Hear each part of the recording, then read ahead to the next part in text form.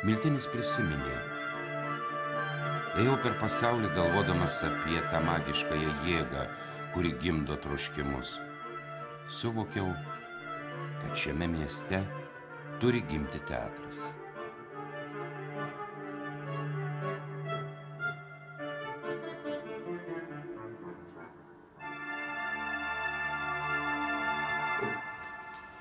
Teatro viziją sukūriau savo sąmonėje. Atėjo laikas realizuoti. Pradėti teatrą. Laikraštis Tarybų Lietuva rašė: 1940 metų gruodžio 19 dieną įsikūrė teatras. Teatrui paskyrė buvusį Šaulių klubą. Miltinis su savo mokiniais mokėsi naujo gyvenimo būdo.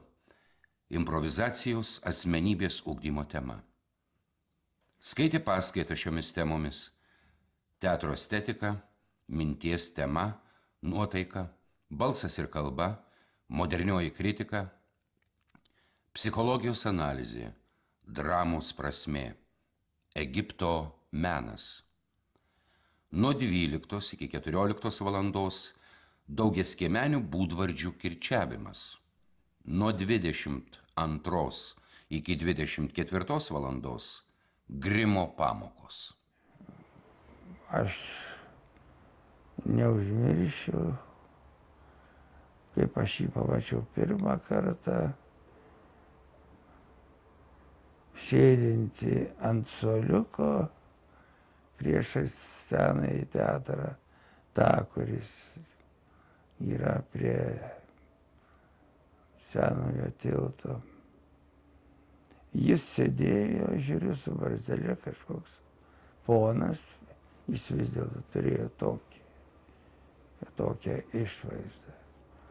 Toks ponas su berete, gražiu kaklaryšiu.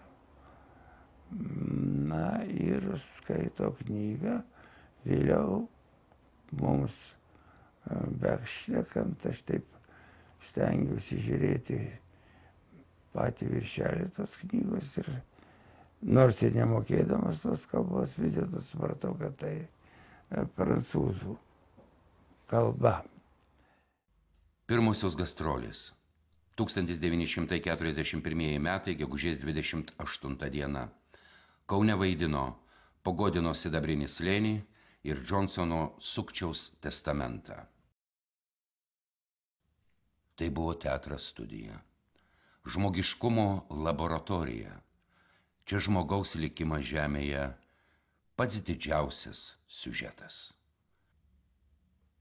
Autorius, aktorius, žiūrovas. Tai paslaptingas Bermudų trikampis, kur skęsta buities laivai.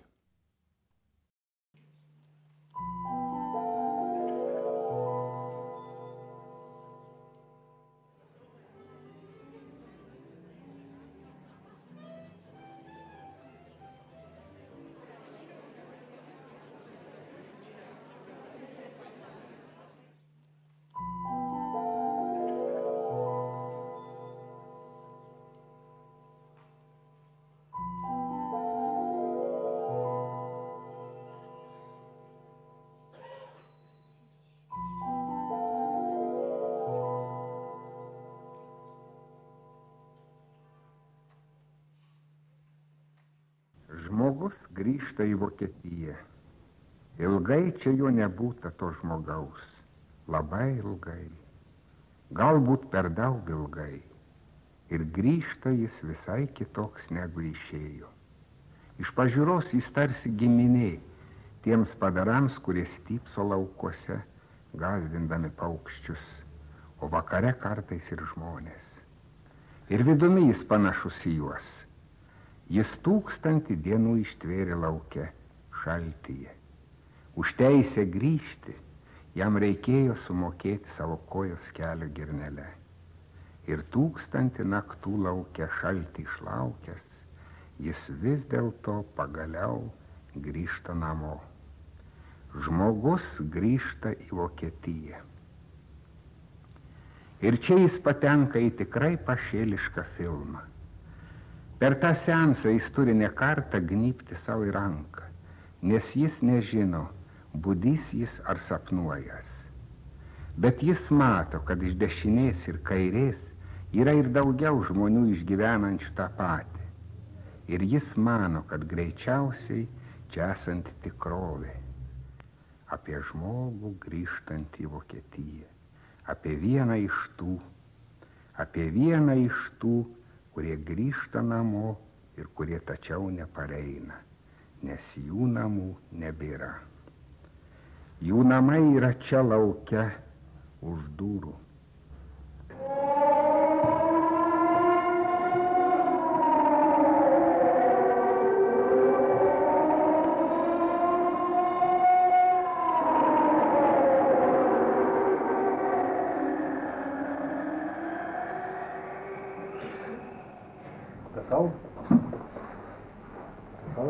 Prašau, toliau. Man nepatinka taip, kai jūs užpuolat. Ne. Gerai, filmuok viską. Ne. Viską filmuok, besipūstantį filmuok. Nu, tai pasisveikinu, aš sakau. Tai jeigu filmuoja, tai kodėl aš sveikinsiu su filmuotojais? Jie ir darbininkai, jie nėra mano draugai. Nu, salutininkai pasirodo, nu. Jie yra plėšikai, supranti tu? Jie apiplėš, jie užpuola, jie gvaltavoja.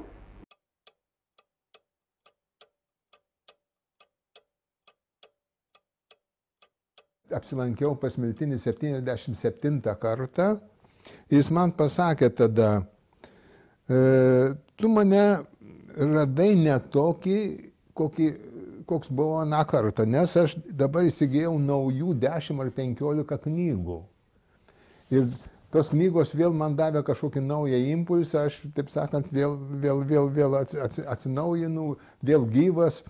Ir mane, taip sakant, mane knygos tiesiog saugoja. Vargai ir mirtis, viskas lieka už sąmonės ribų. Apie graikų filosofus čia.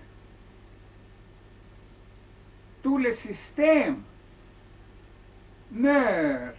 Visos sistemos miršta. Seules les œuvres d'art et les personnalités durent. O, čia yra labai tiksliai ir man labai patinka šitas pasakymas, nes jis tik tai, visos sistemos miršta, tik tai vieninteliai kūriniai ir asmenybės lieka, kurie tuos kūrinius sukūrė.